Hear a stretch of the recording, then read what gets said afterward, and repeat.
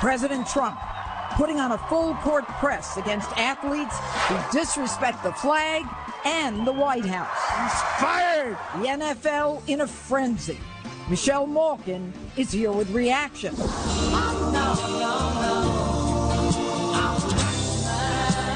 Rocket Man should have been handled a long time ago. Trump putting America first and the North Korean dictator on notice. We're going to do it because we really have no choice. Little Rocket Man. Governor Mike Huckabee is here to weigh in. And who's the real Rocket Man?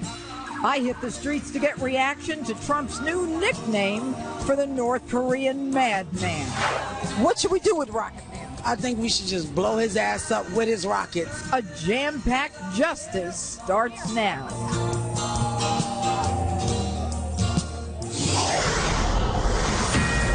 Breaking tonight, politics and sports collide as President Trump is in a war of words with some of the biggest players in the NFL and NBA over their lack of respect for the flag and the White House. Hello and welcome to Justice. I'm Jeanine Pirro. Thanks for being with us. A packed show tonight with the latest developments in North Korea and Iran and President Trump's response to it all. But first, my opening statement. The biggest issue facing our country today is the tiptoeing and political correctness that has brought us to the brink of disaster in national security, politics, and sports. The question? Do we have the fortitude, courage, and determination to stand up to those who threaten our values?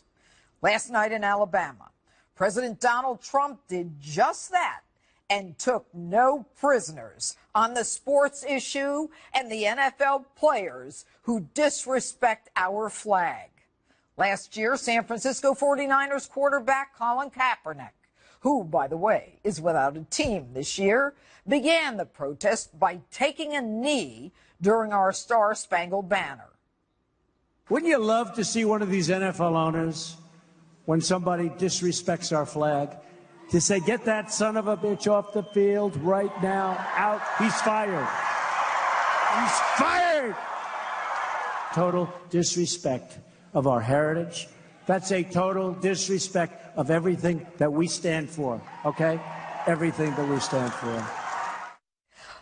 The fallout was swift and certain. NFL Commissioner Roger Goodell called the president's comments divisive, saying they demonstrated an unfortunate lack of respect for the NFL, our great game, and all of our players, that the president exhibits a failure to understand the overwhelming force for good our clubs and players represent in our communities. Roger, force for good? Are you sure you want to get into this fight? Now, Roger, if my memory serves me correctly, your stance on some of the NFL players and the women they batter is somewhat problematic. Think Ray Rice, Josh Brown, and a neuropathologist examining the brains of 111 NFL players found 110 to have CTE, chronic traumatic encephalopathy, the degenerative disease linked to repeated blows to the head. Instead of mouthing off how you are a force for good, Roger, maybe you ought to get ready to reveal damaging information when the lawsuits start. Think Aaron Hernandez. And according to USA Today, NFL player arrests are not only disproportionate to the general population, but the violence associated with these arrests is shocking. And I'm not even talking about the homicides. And Commissioner, instead of taking sides against the national anthem, maybe you ought to think about your stockholders, your investors. Even though the stock market, thanks to our President Trump, is at an all-time high, there is one area that is suffering greatly. Companies that broadcast, yes, the NFL games, they are all down. Do you think that just maybe there's a correlation between the NFL broadcasting stock slump, the NFL TV ratings fall, as the protests by these bozos rise? Attendance is down at NFL games. Sunday night football viewership is down at least 7%. And I'm sure you know that as ESPN has become more political, it's had to lay off employees because of its low ratings. And NFL Players Assistant Executive Director D. Maurice Smith says no one should have to choose a job that forces them to surrender their rights. He says they have, quote, thoughtful discussions in your locker rooms and boardrooms. Hey, D. Maurice, the only people who choose a job that forces them to surrender their rights are cops, the ones who died protecting people they don't even know.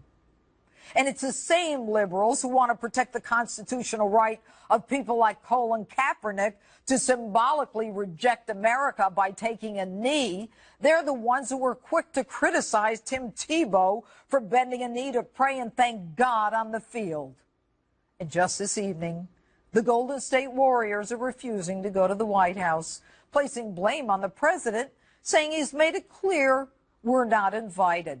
That's nonsense. The president disinvited Steph Curry, not the team. My take? People watch sports to get away from day-to-day stress, work, illness, financial worries. We don't need to be reminded of the political divisions. And all of a sudden, football players are lovers of the Constitution and the First Amendment. You're all full of crap. And that includes running back LaShawn McCoy, who called the president a word that I can't even say. You want to kneel, sit, or raise your fist during the national anthem? You ought to go kneel in front of a guy who's lost his limbs fighting for you so that you can call the president names. And don't give me this crap that you guys want to support reform and stand up against social injustice. You tell me the last time you sat on a jury. You tell me the last time you joined a school board or fought for laws that help people you supposedly want to help. When's the last time you voted, wrote a letter to your legislator or congressional representative? You want to convince America that this is about social justice and the Constitution? Then maybe you ought to get off your butts and do something positive for the country that's allowed you to make a fortune. America's been incredibly good to every one of you. From the time you displayed talent in sports as a youth, America's allowed you to shine and become financially prosperous. There are so many of you who make tens of millions of dollars. Why don't you get together and take care of the so-called social injustices instead of disrespecting our country, our nation? The country that has turned you into heroes while you train 8-year-olds who don't know any better to take a knee against America because they're taking their lead from all of you because they don't know any better. Shame on you. Shame on all of you. And shame on you too, Roger Goodell, for not showing that you love this country as much as the president does when you had the chance. And that's my open. Tell me what you think on my Facebook page, Twitter, and Instagram. Hashtag Judge Jeanine, and I'll even read some of your responses in a few minutes. Joining me now with reaction, conservative commentator, radio host, Michelle Malkin, investigations on CRTV.com. How are you, Michelle? Good. Amen, Judge. Amen. Michelle, what is going on? Why is it that when the president finally says, you know what, America needs to respect who we are, that the NFL, the commissioner, these guys all come out, and I'm not even convinced they know what they're objecting to. Yeah, well, you've got left-wing elites across entertainment and now infected in the sports world, Judge, who are allergic to American sovereignty. And they have not gotten over the election results. So what we're seeing are a rash and outbreak of tantrums on every playing field. And if they keep doubling down on stupid in these sports professional boards, what's going to happen is that NFL is going to stand for no longer, fans are leaving, right? No fans left. Right. And you've got a playing field now that has become noxious. It's a noxious fan of leftists. And as you point out, the numbers don't lie. I wrote a column about it this week that includes the NFL. Viewership is down since the beginning of the opening season by 13%. We're seeing drops in attendance. We're seeing drops everywhere in advertising as well. And that's because there's no business enterprise that's ever going to survive by insulting and trashing its own customer base. Well, and what's amazing is that I'm not convinced that these guys all agree or even know what they're protesting. It's like the Women's March in Washington right after the inauguration. We're not going to take it. We're not going to take this. Take what? What rights are being taken away from you? I still haven't figured that one out. Have you? No. And of course, the phenomenon is virtue signaling.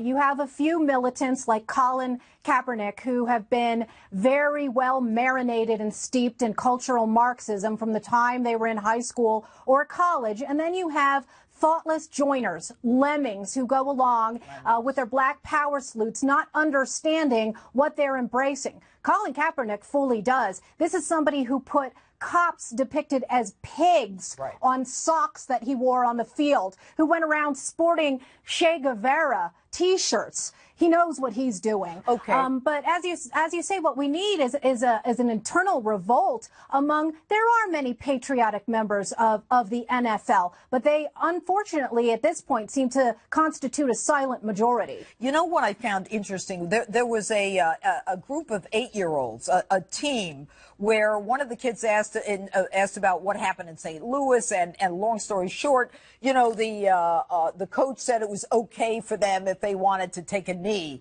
during the national anthem. Now, these kids, they just turned at the age of 7 to the age of reason. These kids don't have the slightest idea why they're taking a knee. They don't know the first thing about what happened in St. Louis, the trial, the criminal justice system. I mean, should there be some requirement, at least in grammar school, that we do something about this?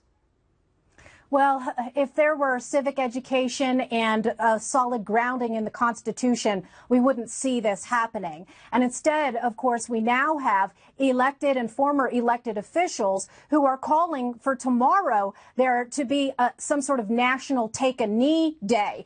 A lot of these people need to take a knee on a pew and pray and reflect and adopt an attitude of gratitude, as you mentioned in your opening statement, Judge, an attitude of gratitude for the blessings of this country. For people who make an average of $2 million a year, that is the average salary in the NFL, to be carping and moaning and adopting a grievance-mongering stand the way they do without the proper perspective of history and our place in the world, it is an absolute disgrace. Even more so, you have this former Democrat congresswoman from Maryland, Donna Edwards, who is now calling for all of these NFL players to take a knee to, quote, protest the white supremacist President Trump. All right. How dare these people? How dare these Michelle people Malkin, raise bait for a living? Thank you so much.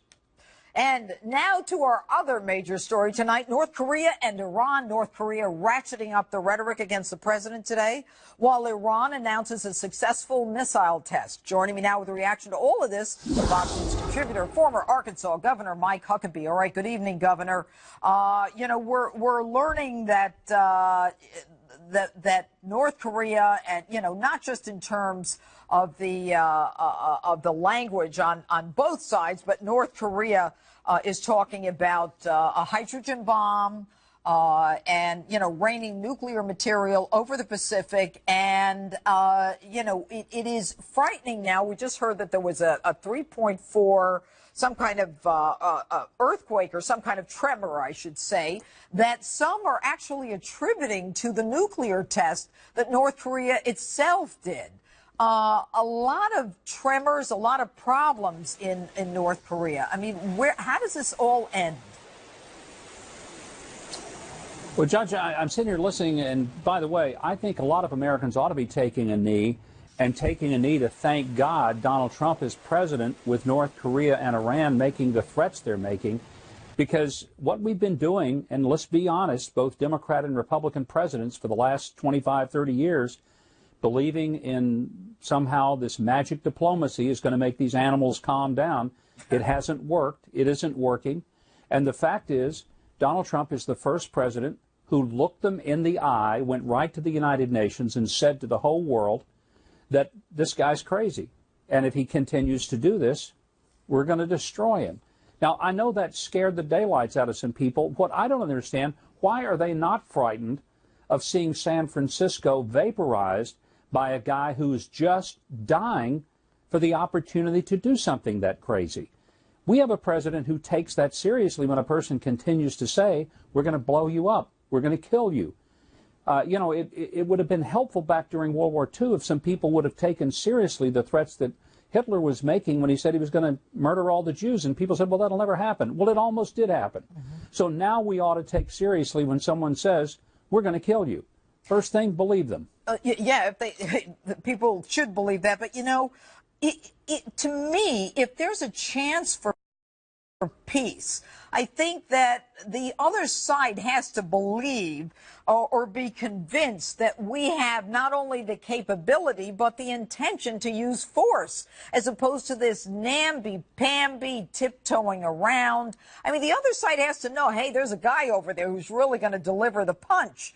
And everyone for the last, from Bill Clinton paying them off on down, the tiptoeing is not doing us any good. And all it's allowed is for Kim Jong-un to get what he wants. And I am incredibly worried about our electric grid with an electromagnetic pulse, something that is in real jeopardy and could send us back to the dark ages.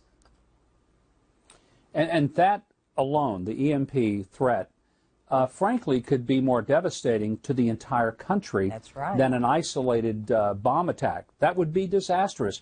But let's keep in mind, what Donald Trump said at the UN finally got China off high center and caused them to intervene at a level that we've been wanting them to do for a long time. So instead of condemning what the president has done, they ought to be grateful that he's actually pushed the diplomacy route at a level it hasn't been before. Maybe we will avoid any type of military conflict because the Chinese and the rest of the world are convinced that President Trump is willing, if necessary, to engage militarily. And, Governor, what's interesting is the success that the president had at the UN with China coming on board. And you juxtapose that to the president returning to domestic issues and, Obamacare, tax reform, which we're going to talk about. And it's got to be very frustrating. But, Governor Huckabee, thanks so much for being with us this evening. Thank you, Judge. All right. And I want to take a moment to read your social media feedback on my opening statement tonight. Linda says, Roger Goodell should be fired. The NFL's priorities are greedy. We canceled our NFL package and are not happy with these punks. Marianne says, I'm so tired of our PC culture. Thank you for standing fast for the truth. So hard to watch the constant assault. And coming up, my all-star panel is ready for battle. They react to my opening statement next. And later, Newt Gingrich speaks out on the Obamacare repeal, hopes for the GOP. Plus, a can't-miss street justice. I head out to hear what you think of North Korea's Rocket Man.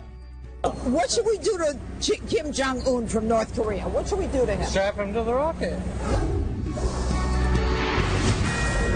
President Trump fighting back against critics over both his America First policy and now defending the flag here at home. Joining me now, Lawrence Jones, Blaze TV host, and Neil Sroka from Democracy for America. Gentlemen, thanks for joining us tonight. All right, I want to stay on this take a knee issue. There is a former retired congresswoman by the name of Donna Edwards from Maryland who, since tomorrow's Football Sunday, is suggesting that all NFL players take a knee. So, Lawrence, what's your take on this former congresswoman's suggestion? Well, obviously, I'm a man that believes in standing for the national anthem. But, Judge, I got to be honest with you. I just simply don't care what these athletes are doing politically. I come to watch the game, and that's it. And half of the time when they're doing these political stunts, I'm going to go get food and get my food tray ready to watch the game. So, honestly, I don't think it's going to be really effective.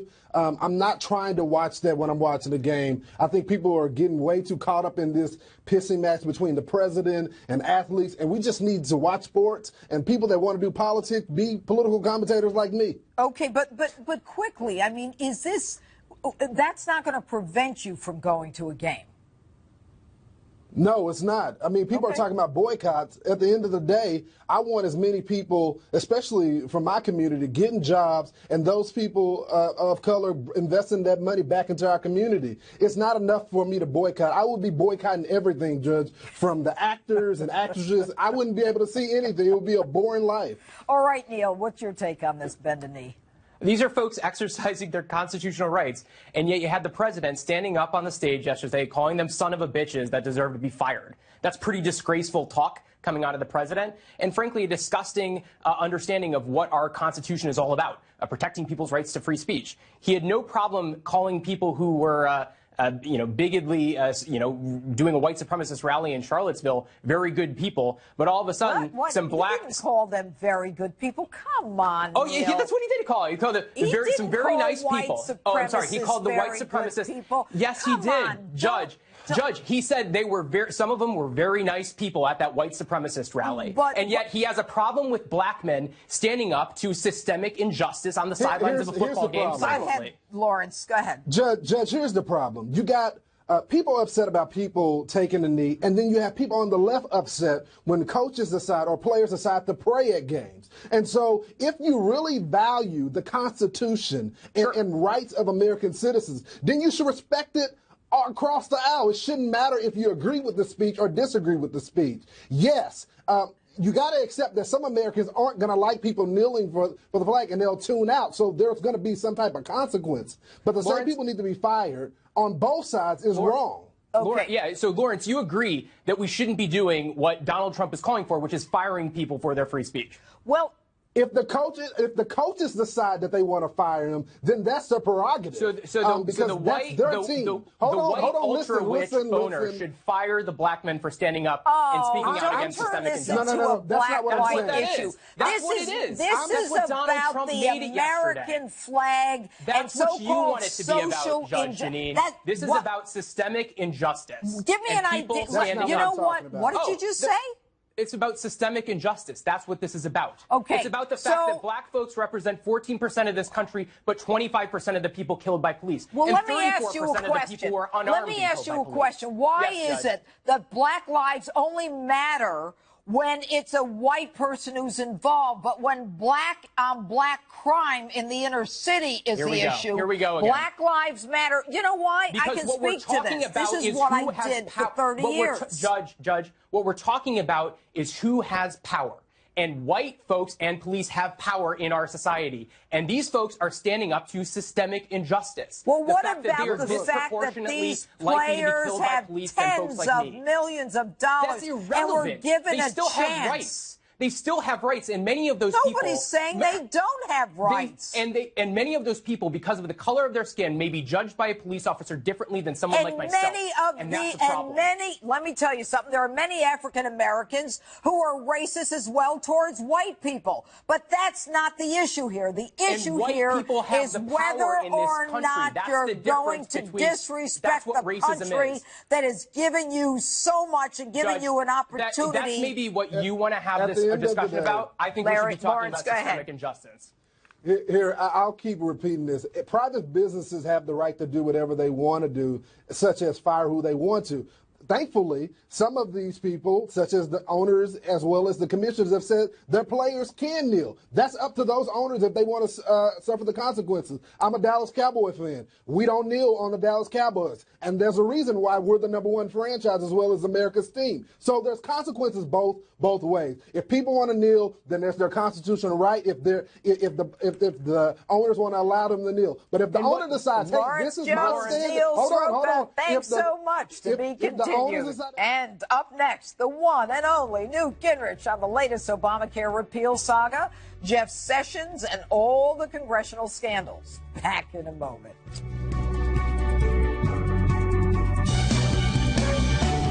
President Trump slamming Senator John McCain for opposing efforts to repeal Obamacare.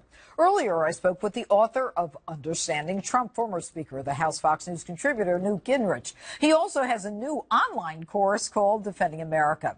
I asked the speaker about the repeal and if Jeff Sessions will ever indict anyone from the Obama administration. Take a look.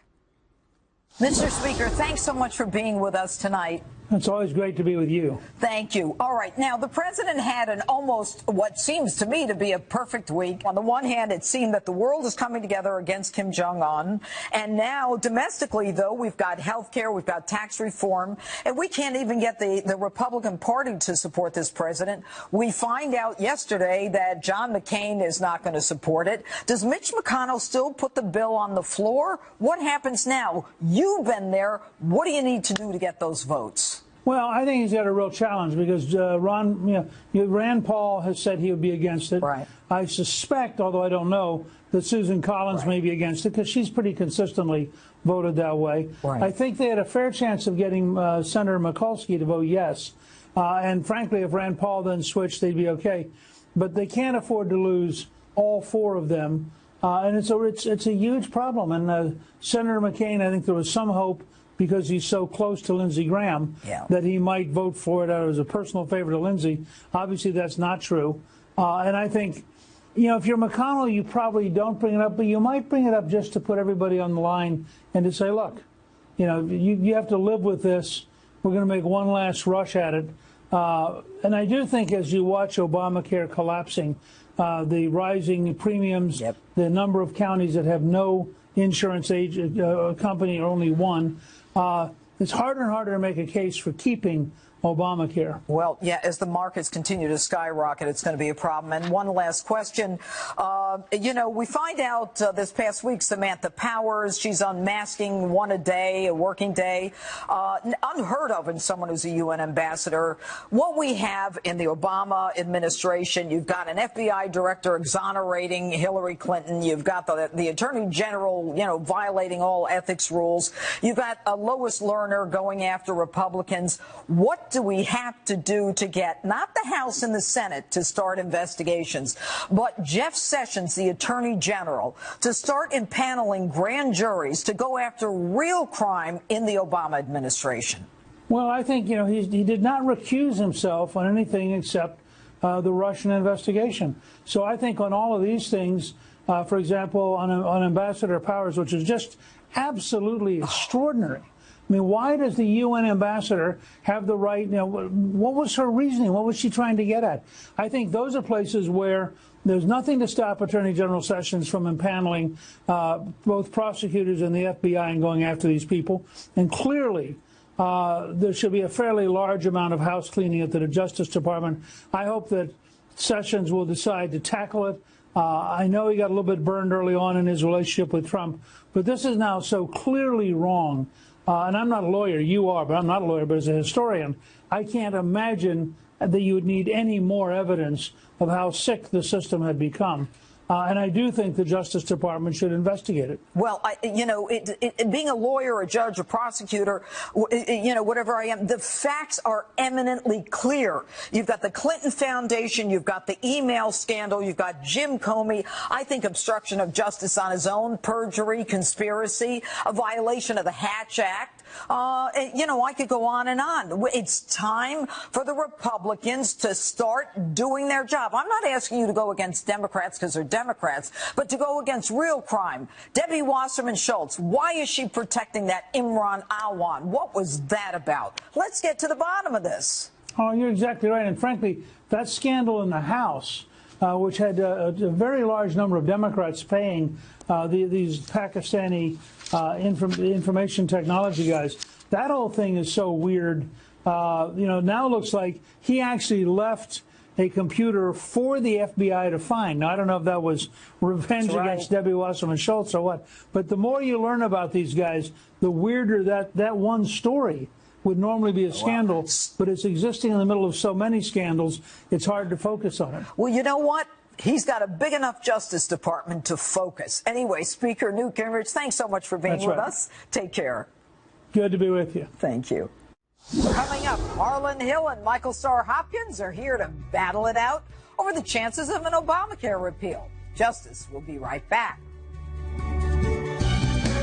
Welcome back to Justice. What a week for the president on the world stage, but next week is all about his agenda here at home. So let's get right to it with my panel, advisory board member for the President Trump's 2020 reelection campaign, Harlan Hill, and Democratic strategist Michael Starr Hopkins. Okay, guys, the president's approval numbers are going up. He had a great week, America First, all that stuff. And he comes back to the domestic agenda. And John McCain does, a thumbs down and says, I cannot in good conscience vote for the Graham Cassidy bill. And, he couldn't, the skinny repeal in July. And yet he campaigned on a repeal and replace. Why do you think he's doing that? Well, on the Cassidy bill, he said he didn't support the process that they were using, not having open negotiations and bringing it to the floor for discussion. Extensive hearings and debate. Yeah. Well, 7 years we need to discuss this? Well, I agree with you. Republicans have had 7 years to come up with a plan. They voted 50 times on a bill, and now that they have Go ahead, Harlan. What's with the McCain? I'm tired of the excuses from Washington. Republicans asked for the House. They got it. They asked for the Senate. They got it. They asked for the White House. They got it.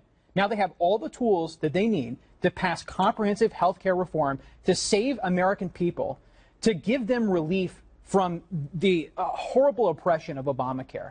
And they're not doing it. They're not delivering. Okay. But the Cassidy bill's not going to fix health care. Well, in a lot of ways, it stops the individual mandate, the employer mandate. It gives block grants to the states. No, look, we all know that the people who are in the best position to solve a problem are the people closest to it. Stop with the federal government. New York State. You have so much Medicaid fraud, it's not funny. I prosecuted it as a DA. It was a joke. I did millions of dollars in a minute. Okay? This maybe would be an incentive. So you know what? You want the money, you deal with it. But if you want to make something really political, take block grants and give every governor the choice of how they want to allocate health care funds. You want to talk about something that's going to be political and it's going to affect communities disproportionately? That's absolutely going to do it. There's absolutely a hybrid system. Lamar Alexander suggested a plan that would change Obamacare or make fixes to it. And that's something that's bipartisan that I think can move forward. McCain voted for repeals in the past. He campaigned on this as a signature issue in 2016. That's right. And where is he? If he's unhappy with this solution from his good friend Lindsey Graham, then why doesn't he go and author an alternative? And he's not doing it. Because he doesn't like Donald Trump. That's it. Absolutely. That's it. This is called payback. Payback. And you know what? Yes. The shame of this is at the end of the month, it's over for the Republicans. We go from 50 to 60 to get something passed. Is this the end of the Republican Party? I hope not. Listen, I don't agree with Republicans on a lot. Because you think you're going to win in the midterms. No, because we need two strong. That's not going to happen. We need two strong parties. We absolutely need two strong parties. And so what I think is going to happen now is we're going to have that Lamar Alexander bill will be put on the floor. Republicans and Democrats will debate it, come up with ways to stabilize the marketplace, and we'll have a temporary fix, a Band-Aid fix. But Republican voters are the ones that are going to be really upset about this. Republican voters are going to punish Republicans in 2018. Without a doubt. Okay. You agree? Well, what's going to happen is we're going to start primarying some of these rhinos. We're going to start firing Republicans that campaign on one thing and do not deliver. Because you know what? The Republican Party has been afforded, as I opened up with, has been afforded every opportunity. 34 Republican governors in this country, 2/3 of the state legislatures are controlled by Republicans. You have the House, the Senate, the White House. The time for excuses are over. And that doesn't mean that we're going to go and vote for Democrats. That means that we're going to start firing the Republicans that we have and putting MAGA candidates in their place. Okay, the Make America Great, yes. Of course. All right, let's talk about Alabama. On Tuesday, there's a Senate race, primary race between Judge Roy Moore and the now Senator Luther Strange. The president goes to Alabama last night supporting Luther Strange. Why would he do that, seeing as either way the Republican's going to win? You know, for the life of me, I can't understand why Donald Trump is getting involved in the primary aspect of this. It seems like no matter what, he's going to end up losing. If Strange, well, let me rephrase. Yeah, what are the implications? If Strange wins, then that will be a huge boost to him, but that's not likely to happen. If Strange wins, then that shows that Trump managed to erase something like a 25-point deficit. If Roy Moore wins, though, then Trump didn't back Roy Moore, and that creates a whole nother issue. What do you think, Harlan? President Donald Trump is big on loyalty. He's proven that time and time again. And Senator Luther Strange has shown tremendous loyalty to the president, as the president articulated last night in Alabama. And he is willing to go to the mat for Senator Strange to demonstrate that if you show me loyalty, I'll be there. I'll have your back when you need me. But it's been a one-way street.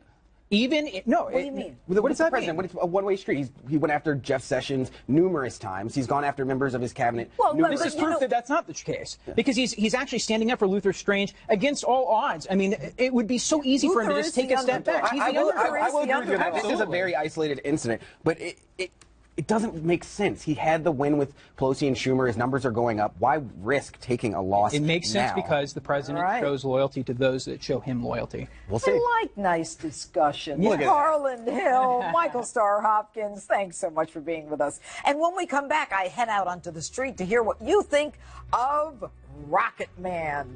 Rocket Man is Kim Jong-un. Should we go after him?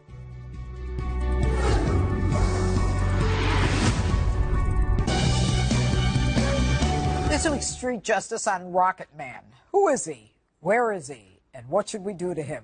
I hit the street to find out.